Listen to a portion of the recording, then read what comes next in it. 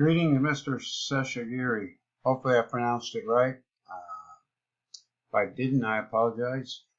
I wanted to give you a brief overview of our current system and what can be added to the system to do what I think you want to do.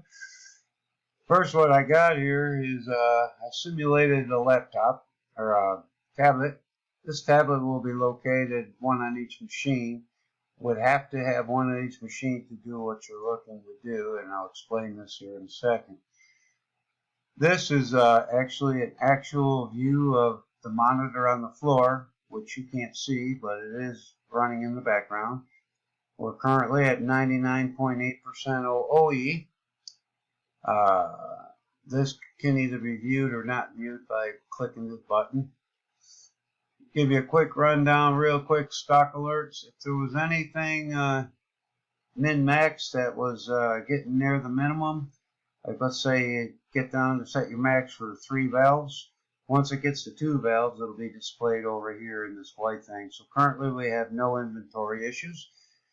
Keeps track of the inventory. We can close open work orders.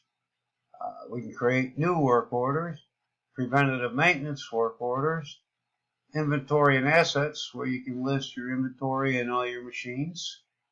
Your networking screen, which you probably never use unless you start it up and your server IP address changes or whatever. That is an option.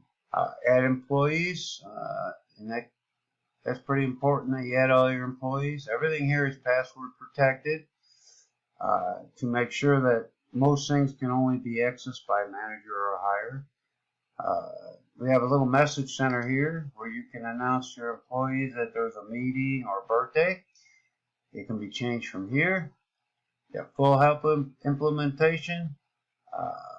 Again, that's kind of that screen.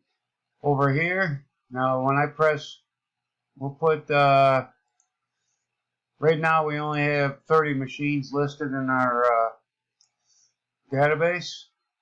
We got shift 1, 2, 3, 4, A, B, C, and D. Again, everything over here is fully customizable. You may call your maintenance guy Tech A, Tech B, I don't know. So I did make that feature possible. But being as we're over here in the U.S., I'm going to leave it the way we do it here. But I just wanted to point out that you could change it. So we're going to click Maintenance at machine 15. The maintenance requested at machine 15. You get a little pre-dinger so that gets everybody's attention.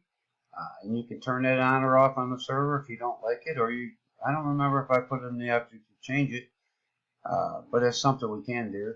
You can see here now it's counting the downtime for maintenance, and if you watch down here, your OOT will be reflected. It'll start going down here momentarily.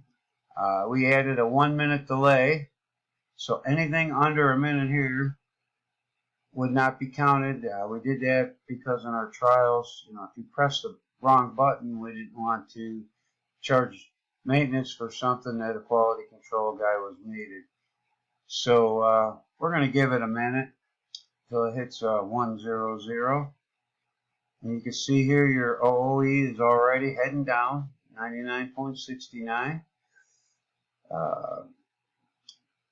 And then we're just going to put it back and press run. Now, another feature we added was, well, let's go to wireless. If your IP address changes on your server, we allow you the opportunity to change it. That's the IP address of my server. This is the PC that I'm on. But we are fully connected. Wireless is mandatory. Everything works wirelessly. I'm going to have to make this a little bit bigger. I just have modified it to try to fit everything on the screen.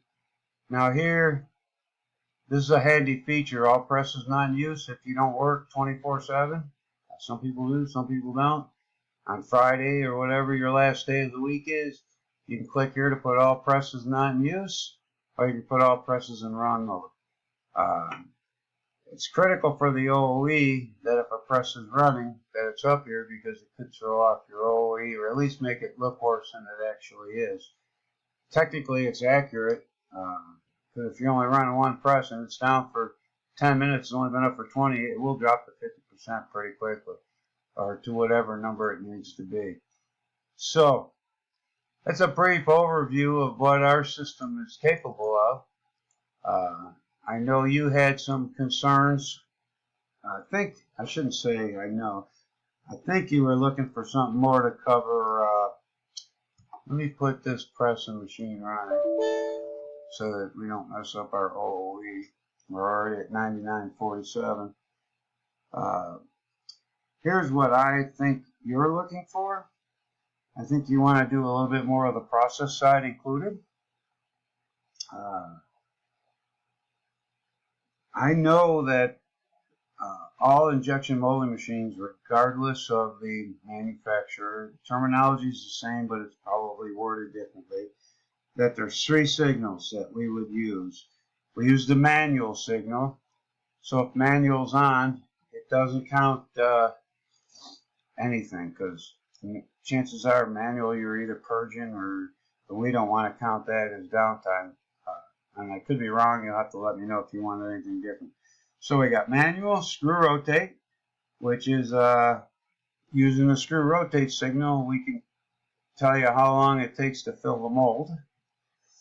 The mold open signal, the mold close signal. With those, we can do cycle times. And let's say you have it listed at a cycle time of 30 seconds. And we find out that the cycle time, which I would plan on displaying here on the main screen, so anybody, including yourself, could log in or look at and say, hey, machine 1 is supposed to have a 30-second cycle time, and it's got a 35-second cycle time. What's up with that? Or it could be the other way. I've actually had bad parts because people try to increase the cycle time, but at least it'll give you an idea of the cycle time compared to what your specification is.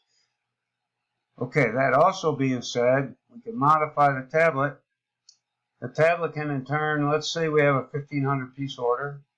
We can add a job number to it, job 1, 2, 3, 4, and it can say job 1, 2, 3, 4, 1,300 parts of 1,500, or whatever the counts are. Again, everything's fully customizable, depends on what you want.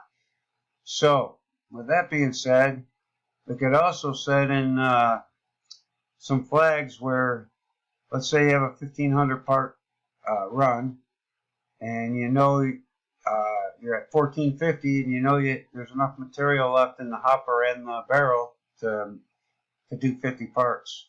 You could also set up a flag to warn everybody to shut off the material feed, thereby saving material. Allows you to run anything out of your hopper. I don't know what you guys do, but I know where I've been, we like to empty the hopper after each run, usually because of a different color or color change.